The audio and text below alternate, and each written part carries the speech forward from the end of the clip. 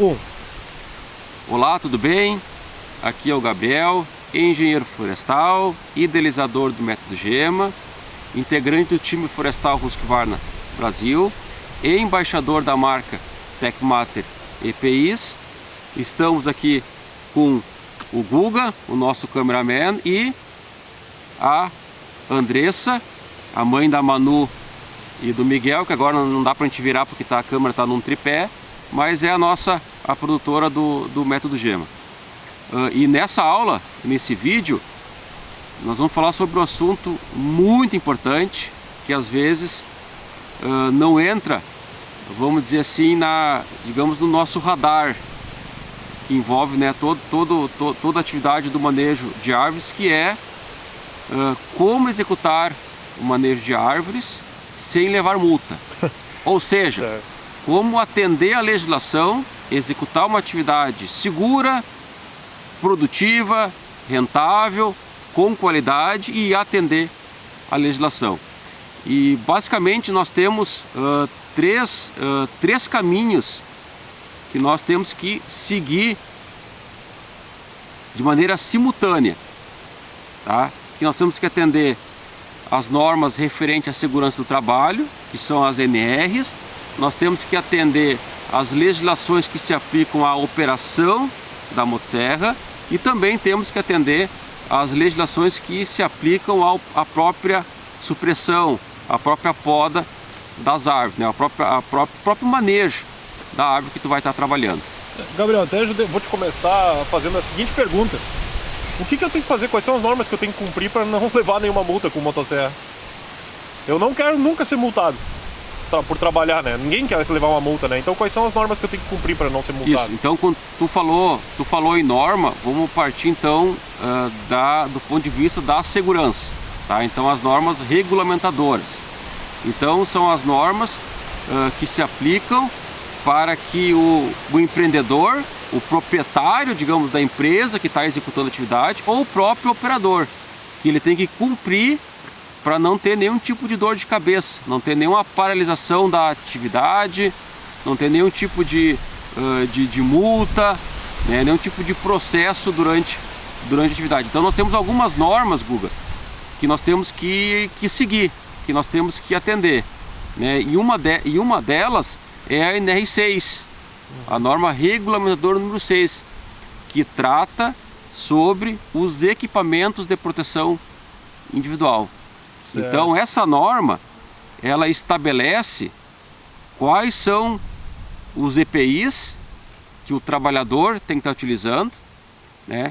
E qual que é a parcela de responsabilidade de cada um, tá? De cada um quem? O empreendedor, o patrão, o dono da empresa, que tem funcionário. Então é dever dele fornecer os EPIs adequados para o seu funcionário estar trabalhando, e o próprio funcionário, né? Ele também tem que fazer o uso adequado desses EPIs durante a atividade. E quando a gente fala de motosserra, tá? Seja a máquina a combustão, a bateria, além da motosserra, uma própria motopoda ou uma roçadeira, que são os equipamentos mais utilizados, né, durante o manejo de árvores, manejo da vegetação. Então, motosserra, tá? O que eu tenho que utilizar? Capacete, óculos, protetor auricular, protetor facial, que eu não estou fazendo uso porque nós não estamos com a máquina em operação, mas se tivesse nós temos que estar usando, luva, tá? Calça, anticorte e sapato florestal adequado, tá? Como complemento, também tem a camisa anticorte, que no meu caso aqui eu não estou fazendo uso, tá? Mas também... Mas ela é obrigatória, a camiseta? A camisa? Não seria assim como sendo obrigatória. Ele é um EPI que te dá uma proteção ainda a mais. Agora, o que não pode faltar, tá? Calça anticorte, botina florestal, luva, capacete, protetor facial, óculos e protetor auricular, tá? Isso não pode faltar. Certo. Então, se tu lida com motosserra, tá? Tu tem que estar fazendo uso desses EPIs. Tu está usando agora, por exemplo, uma motopoda, tá? Onde o sabre, o teu conjunto de corte, ele está lá 2, 3 metros do corpo do operador. Então ele está afastado do teu corpo. Então não há necessidade, nesse caso, de tu fazer uso dos EPIs anticorte. A calça ou a camisa, por exemplo. Agora, luva, óculos, protetor facial, capacete, protetor auricular e o sapato também é essencial. O mesmo vale para a roçadeira. Como roçadeira, como complemento, tem que estar usando ainda o avental. Tá? Então esses são os EPIs que a INR diz que todo trabalhador, todo usuário que for manusear algum desses equipamentos tem que estar fazendo uso dos EPIs. Além da NR6, temos a NR10. A NR10 ela trata sobre atividades com potencial elétrico, ou seja, trabalhar em redes de energia. Tá? Então, se tu é um arborista, se tu é profissional da rede elétrica, um motosserrista, né, um podador, que tu vai fazer atividades onde há proximidade desse galho ou dessa árvore que tu vai estar trabalhando, também é fundamental que tu tenha o curso de NR10. Tem o curso básico e o curso complementar. Então é indicado também que tu tenha esse tipo de capacitação. Porém, eu digo que se tu não é habilitado para fazer intervenções onde há vegetação próxima ou em contato com rede de energia elétrica, não faça, não é a tua atribuição. O profissional técnico capacitado, indicado para fazer esse tipo de intervenção, tá, são os eletricistas. E agora o vento apertou. Caramba! Olha aí, ó. Meu Deus do céu! Vamos dar uma acalmada aí. Parecia um Rajada forte aí, tia. Tem alguma NR que fale sobre vento? Assim, diretamente não. Mas poderia, né? Mas poderia, cara. por isso, né, que no vídeo anterior a gente falou tanto do vento, cara. Né? Do planejamento. Cara, pena que não deu pra mostrar com a câmera aqui, mas as árvores chegaram assim a encurvar aqui, né? Mas enfim, Guga. Tá, vamos continuar. A gente tava falando, né, da NR10, né? O profissional habilitado, indicado, capacitado e preparado para fazer intervenções de vegetação que esteja dentro de uma área de risco são os eletricistas de rede. Tá? Ou seja, são os funcionários das concessionárias ou das empresas parceiras. Este sim está habilitado a realizar a intervenção. Por que, Guga? Tu foi chamado, tu é um profissional, tu é um arborista que faz trabalho com árvore. E um cliente te chamou, por exemplo, para fazer a poda de um coqueiro, de uma palmeira, tá? Retirar lá uma das folhas. E tu, para não deixar o cliente na mão, tá? Foi fazer o serviço. Tu sabia dos riscos, sim, mas tu foi porque tu queria atender o cliente. Certo. Tá? E esse galho, essa folha que tu fez a poda, no momento que tu finalizou, ela caiu sobre a rede. Tá? O que isso pode resultar? Tá? Isso pode resultar numa falha de energia, o circuito ele pode cair, ou seja, pode haver um interrompimento da geração da transmissão, né? De energia, né? Deixar, por exemplo, o próprio cliente sem luz ou um bairro inteiro, dependendo da situação. E também existe até um risco de um choque elétrico, que muitas vezes é fatal. Tá? Bom, só caiu o galho, ele deu uma lambida lá no cabo e desarmou o circuito. Ok, a concessionária vem, vai arrumar, restabelecer e continua, a vida segue. Agora, situação mais grave.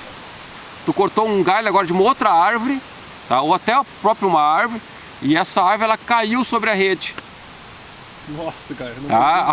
Arrebentou o cabo, caiu o poste. Tá? Nenhum dano físico à saúde, mas dano, né, físico à estrutura. Tá? Em quem tu acha que vai vir a conta para arrumar isso? Isso vai. Quem tu acha que vai? Quem tu acha? A concessionária prontamente ela vai arrumar porque os indicadores vão estar influenciando. A conta vai logo para a prefeitura, não vai? Não, mas vai para. Calma lá. Vamos ver. tá? A concessionária, ela vai arrumar o circuito, porque os indicadores vão estar, digamos, impactando negativamente na concessionária. Então eles têm que arrumar, eles têm pressa. Então vão restabelecer o circuito, a energia. Agora, o custo para arrumar isso, tu acha que vai para quem? Um cliente te chamou. Cara. Um cliente te chamou. Cara, isso aí acontece direto. Mentira, cara. Quem vai arrumar? Seria responsável, então, Quem o vai- contratante quem- do serviço. quem é o contratante? O cara que te contratou daí, então. Quem vai é Vai o, pagar com a conta? o cliente. Meu! Porque a nossa. árvore tava no Sim. cliente. Ele pode dizer, mas foi o Guga que tá. Não interessa. No final das contas, tá? Quem causou o problema foi uma árvore do Fulano, cliente. Do cliente que O que o cliente deveria ter sido, que o cliente deveria ter feito? Em vez de chamar o Guga para fazer a poda, liga para a concessionária e a concessionária vem fazer o serviço. e teria que Porque a concessionária, o eletricista, é o cara capacitado, é a pessoa capacitada. Ele tem o treinamento, ele tem os EPIs adequados, sabe? Ele tem os procedimentos para fazer esse tipo de intervenção. Então, se te chamarem para fazer um orçamento, para fazer um serviço, onde tem árvore próxima à rede, tá? Não faça.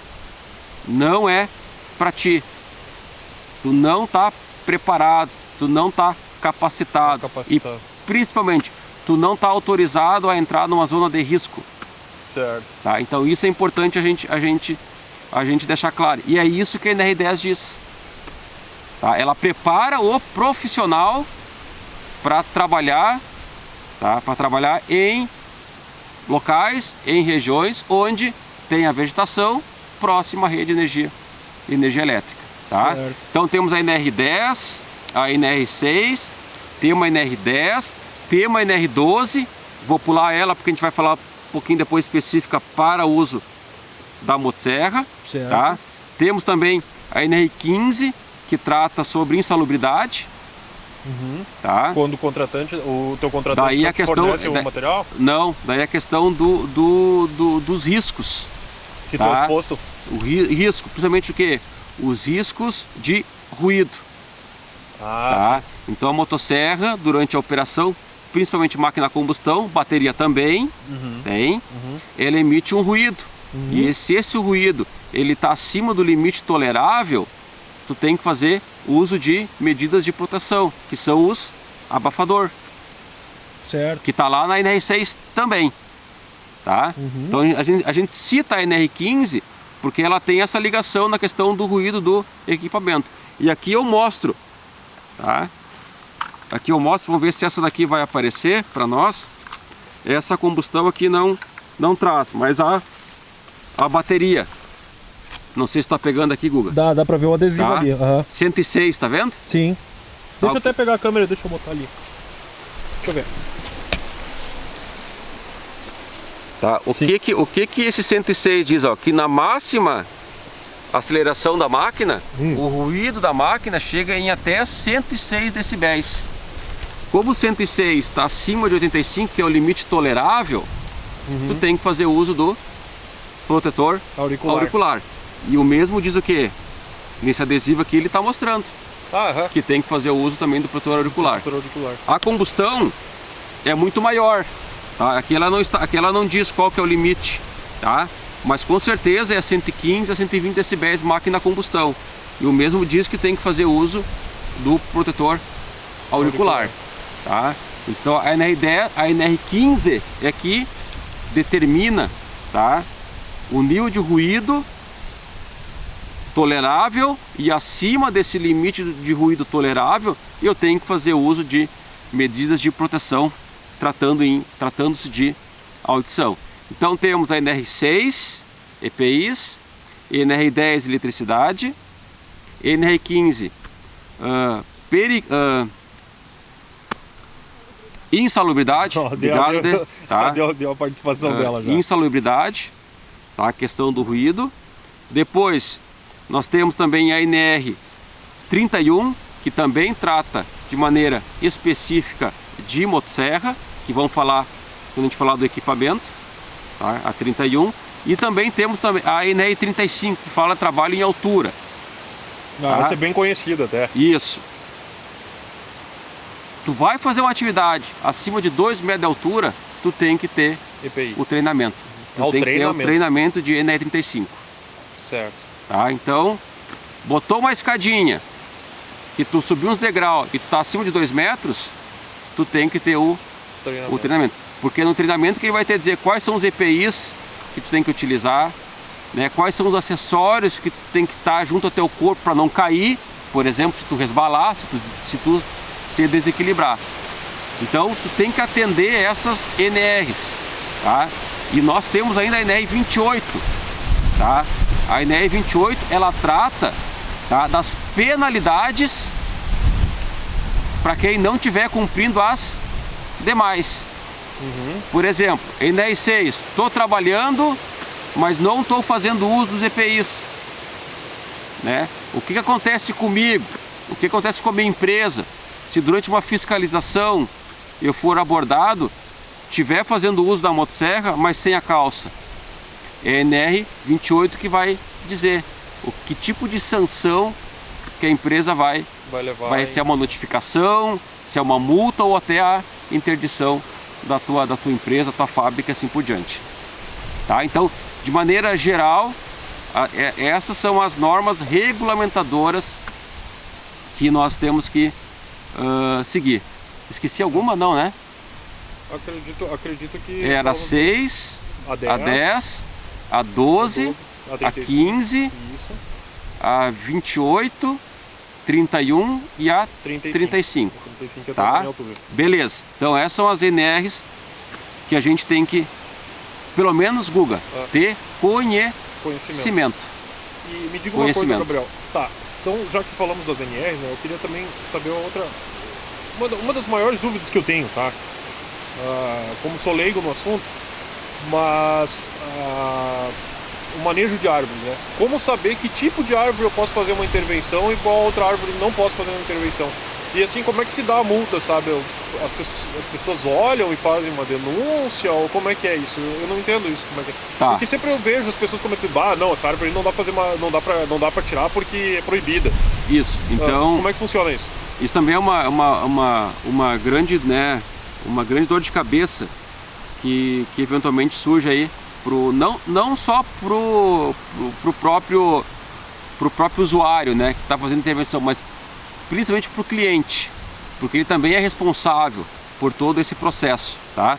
Então, Guga, basicamente hoje a gente tem aí nas nossas florestas duas características de árvores, vamos tratar assim. Nós temos as espécies nativas e nós temos as espécies exóticas, tá?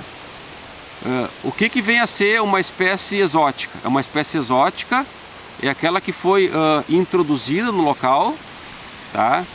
Onde ela não é originária.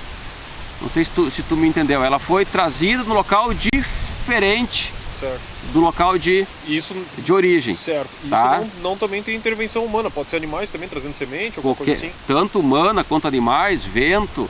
Certo. Tá? Independente do tipo de dispersão. Tá? Se é por pessoa, se é por animal, se é por vento e assim por diante. Tá. Eu posso só dar um chute então no escuro? Como hoje está frio aqui, né, que a gente está gravando, né? Até agora o sol saiu aqui, a imagem ficou mais escura. Mas a palmeira, por exemplo, não é uma árvore que pertence a locais assim com frio, né? Ela seria considerada uma espécie exótica ou não? É nativa. Ela é nativa. É nativa. Ela é nativa daqui. Nativa. Não seria enquadrada daí por uma espécie exótica, então? É nativa. Certo. Ah, tá. Então ela pertence aqui ao solo. É nativa. É daqui. Tá? Uhum. Por exemplo, você que tu não vai conseguir pegar nem... Ó, mas aqui, tá vendo aqui, ó? O qual? Deixa eu pegar aqui com a câmera. Vamos ver. Qual? Essa palmeira ali? Aí, ó. Tá? Palmeira, coqueiro, tá? Essa é uma espécie nativa. Certo. Tá? Aqui atrás de ti, aí nós temos os eucaliptos, espécie exótica. O eucalipto é uma espécie exótica. Tá? Ele foi trazido. Isso. Não é alguém lá no passado trouxe, porque ele não, entendeu? Alguém trouxe da onde o eucalipto é nativo, da Austrália. Sério? É da Austrália. O eucalipto? Tá? E hoje, conforme os livros, aí tem mais de 600 espécies de eucalipto. Nossa, eu diria que o eucalipto era uma árvore nativa daqui. Tá? Não, é exótico. E aqui, ó, esse capãozinho de mato aqui atrás, esse é nativo, tá? Vou pegar esse capãozinho de mato aí, Guga. Certo. Tá? Independente se ele tá em área rural, como é o caso aqui, tá? Ou eu tenho lá no meu sítio, tá? Eu tenho até na minha casa. Eu moro na cidade, mas eu tenho umas árvores nativas lá preservadas. E eu quero fazer alguma intervenção nessa árvore, seja uma poda ou uma supressão, tá? Qual que é a orientação? É buscar a informação junto ao órgão ambiental do município. Sempre? Se eu posso ou não posso fazer. Pegar o exemplo aqui de Santa Cruz, tá? Não vou generalizar, mas vou botar o exemplo aqui da nossa cidade. Tá? Se tu tiver no teu pátio uma árvore exótica, tá? Um pé de manga, por exemplo, tá? E eu quero podar ou suprimir essa árvore, eu posso cortar sem ter autorização da prefeitura, ok? Certo. Um pé de manga. No meu pátio, sim. No teu pátio. No meu pátio, na minha casa, eu tenho uma árvore exótica, eu quero podar ou cortar, tu pode fazer a intervenção sem ter autorização, ou seja, sem comunicar a prefeitura. E se for uma espécie nativa? Se for uma espécie nativa, tá? Independente se tiver no pátio ou na tua calçada, tu tem que obter uma autorização para fazer essa intervenção. Seja uma poda ou seja uma supressão. Uma árvore exótica na tua calçada, também igualmente tu tem que ter uma autorização. A exótica então só se exclui no caso se ela está dentro da tua casa. Dentro do pátio. Dentro do pátio. Tá? Certo. Isso é o que está na lei. Tá? Isso é o que está na lei. Teoricamente, tu tem que seguir essas orientações aí. Quero fazer uma supressão nessa árvore aqui, por exemplo, tá? Tem que ter licença, porque é nativa. Quero cortar agora o eucalipto, eu quero agora fazer um manejo seletivo aí, eu quero desbastar sem problema algum, porque é exótica. Certo. Tá na dúvida? Sempre consulta a prefeitura, a Secretaria de Meio Ambiente, a Secretaria de Agricultura, para te passar certinho as orientações. E me diga uma coisa, Gabriel, e como é que se dá a multa daí, caso se tu estiver fazendo uma coisa errada, se você estiver extraindo então uma espécie nativa sem autorização? Geralmente é por unidade, tá? É por árvore podada ou por árvore suprimida. A sanção se dá então por Santa Cruz. Santa Cruz. Santa Cruz. Tá? Verdade. Geralmente é por unidade, tá? Já vi aí R$500 por árvore.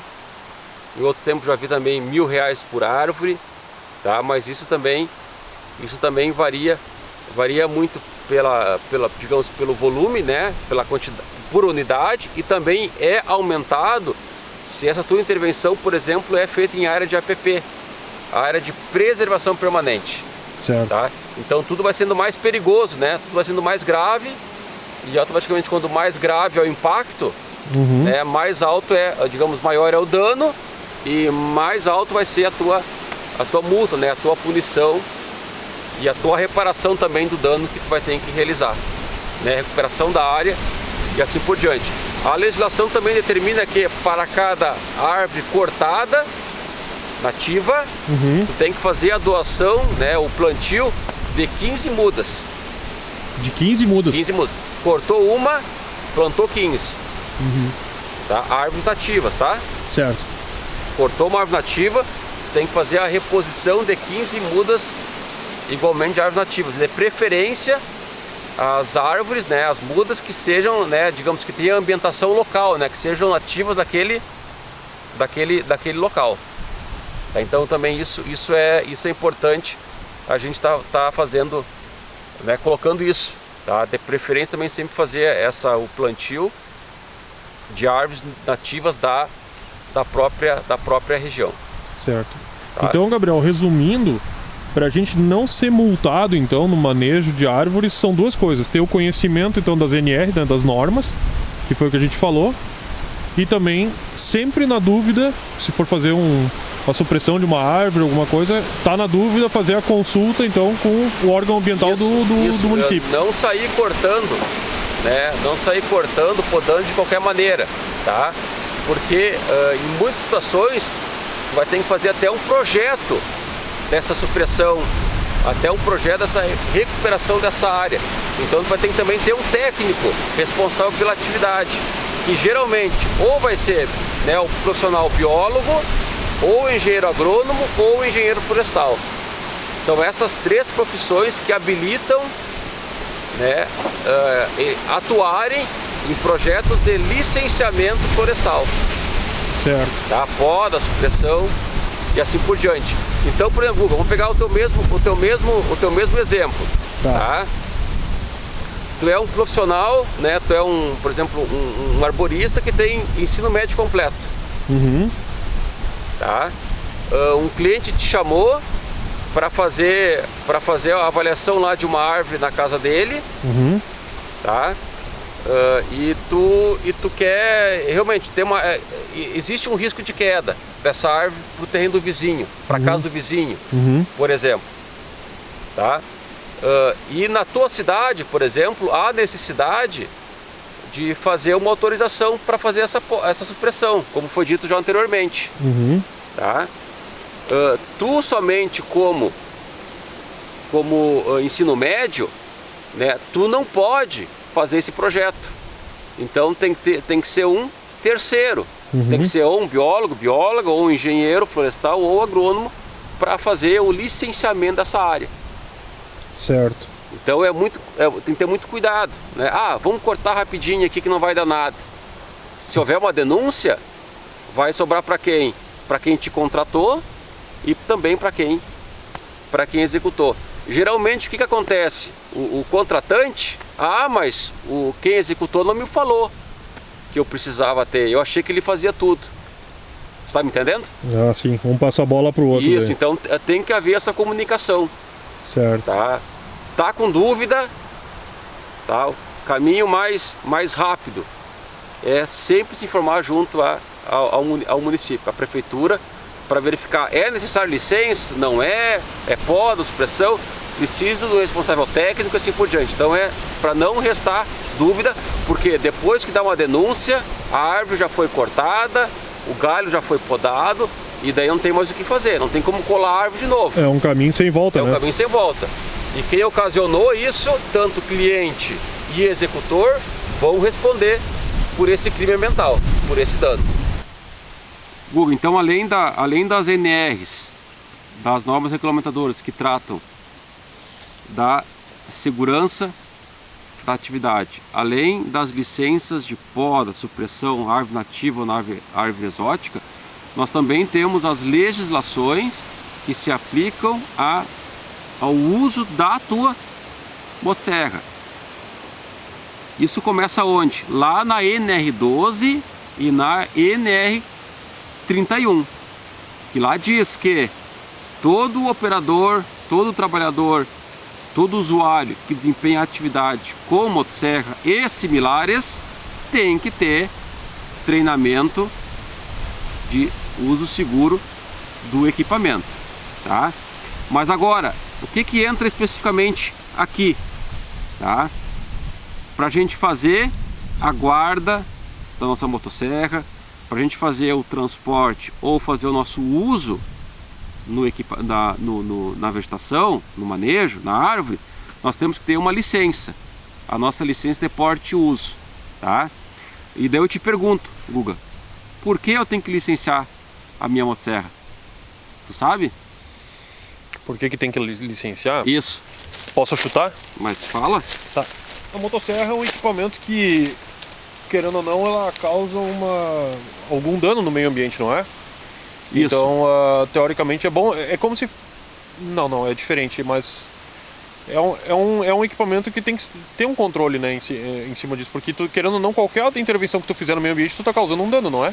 Isso, vamos pegar, é por aí, vamos pegar lá, Tá. digamos, a legislação guarda-chuva, a legislação federal. O que que ela diz? Que toda atividade que causa dano ao meio ambiente, que cause um impacto ambiental, que cause uma degradação, que cause uma alteração do uso do solo, que cause uma poluição, por exemplo, toda essa atividade que causa, né, alguma alteração, essa atividade ela é passível de licenciamento ambiental, licenciamento florestal, tá? Certo. Eu uso a motosserra para fazer o quê? Pra O que nós usamos para fazer na motosserra? Geralmente a derrubada de uma árvore. Isso. Tu concorda comigo que a derrubada de uma árvore, seja uma árvore nativa, seja uma árvore exótica, é um dano ao meio ambiente? Concordo plenamente. É um dano. É um dano. Porque aquela árvore ela tem a sua função ambiental, a sua função social, econômica e assim por diante. Então ela está servindo para algum propósito. Certo.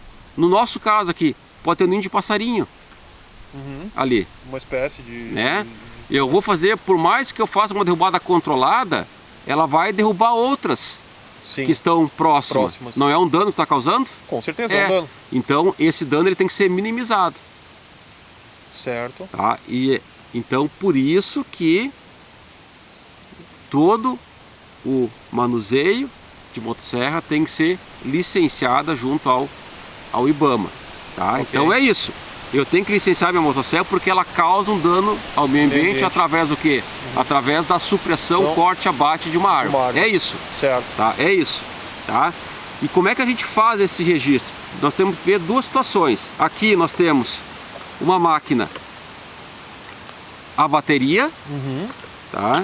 E aqui nós temos a máquina a combustão, tá?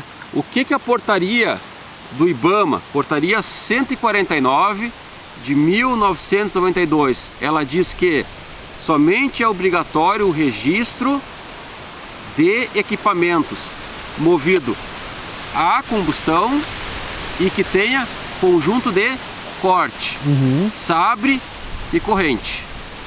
Dito isso pela portaria, que é uma legislação lá de 92, mas que está vigente, tá? Somente máquinas a combustão e eu tenho que fazer o registro. Máquinas a bateria tem conjunto de corte, Sim. mas não é alimentado através de combustão, gasolina, Certo. combustível, é a bateria. Então máquinas a bateria e máquinas elétricas, aquela com rabicho, para te conectar na tomada, são dispensadas hoje de registro junto ao IBAMA, tá? Certo. Então, até vamos tirar para o lado aqui para não causar confusão. causar confusão. Vou até esconder ela aqui para não... Beleza. Tá? Então, máquinas a combustão. Então, é movida a combustão e tem conjunto de corte, eu tenho que fazer o licenciamento. Independente, marca, modelo, ano de fabricação, cilindrada, não interessa. É máquina a combustão e tem conjunto de corte, eu tenho que fazer o licenciamento. Eu tenho que obter a nossa LPU. E o passo a passo para obter a nossa LPU, ela é feita de maneira exclusiva pela internet, tá? Dentro do site do IBAMA.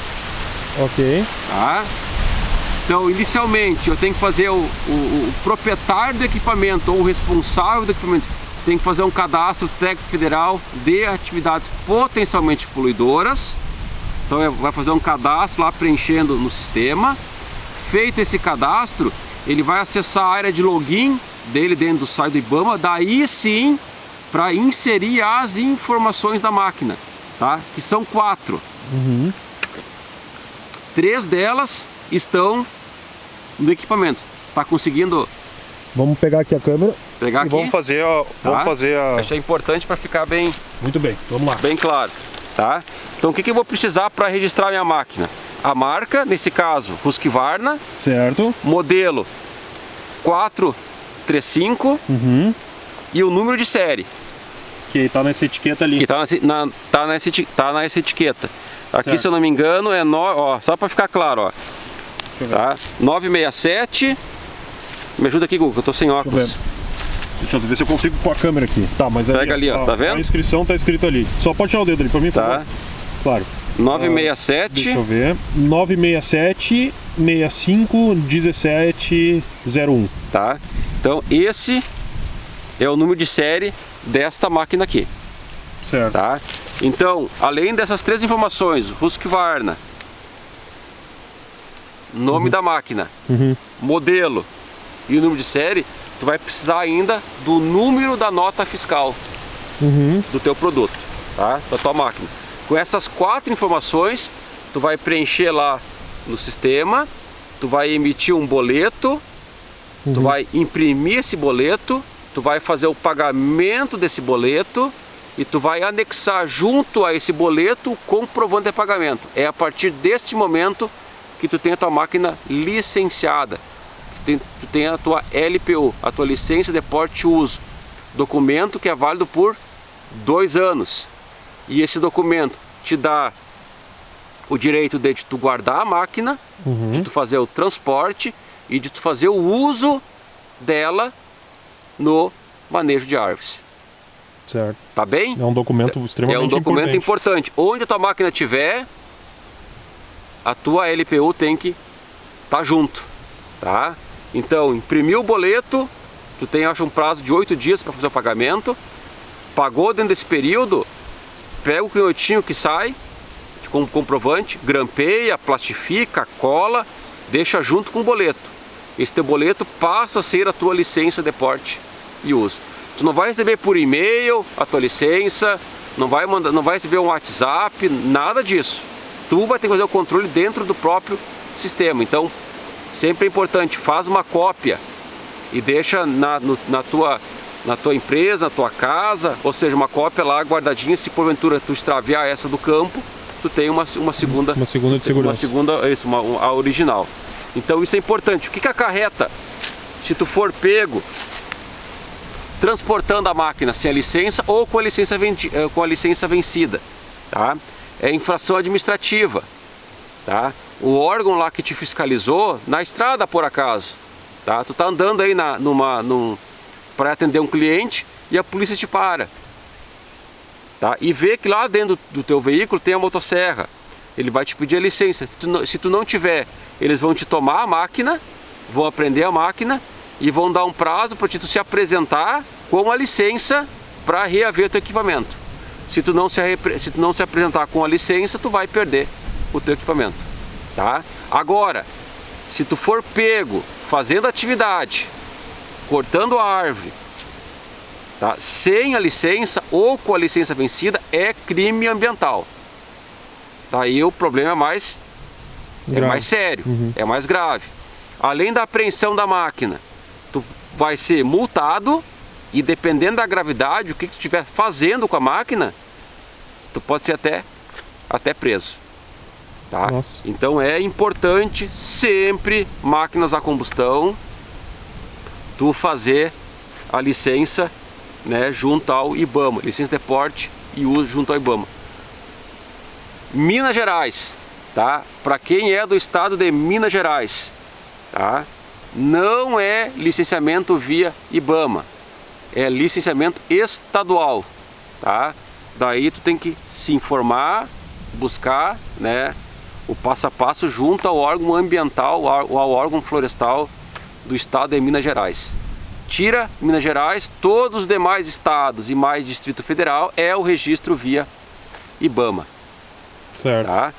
Então, tu tá atendendo as NRs, tu tem a tua licença de supressão ou poda e tu tem a tua licença de porte e uso da tua motosserra, tu vai trabalhar de maneira tranquila. E automaticamente, quando tu trabalha de maneira tranquila, tu é mais produtivo, tu trabalha de maneira mais seguro. Então é importante sim tu atender toda a legislação que se aplica à atividade de motosserra, tá? Seja no transporte ou no uso, para trabalhar sem ter nenhum tipo de dor de cabeça, tá? Tu trabalha somente focado naquilo que é teu objetivo, né? é que fazer o manejo com qualidade, com segurança, tu ser produtivo, tu otimizar o teu tempo. Dessa forma, tu vai trabalhar sempre no ambiente seguro. E essa parte legal, a parte das leis, a parte da legislação, ela te ajuda em muito a sempre estabelecer um ambiente seguro durante a tua atividade, tá? E é isso que a gente preza, esse é o nosso maior objetivo, é nós ter condições de sair de casa, fazer atividade e voltar inteiro, né, para as nossas famílias, né, para a nossa casa. Então, de maneira geral, eram essas as ponderações que a gente tinha para fazer, tá? Se tu gostou, curte, dá um joinha, compartilha com, né, com alguém que tu acha que pode ser interessante. Também nos acompanha no nosso canal do Instagram, tá bem? Então, obrigado e até a próxima. Ficou bom, Dê? Ficou bom, Dê?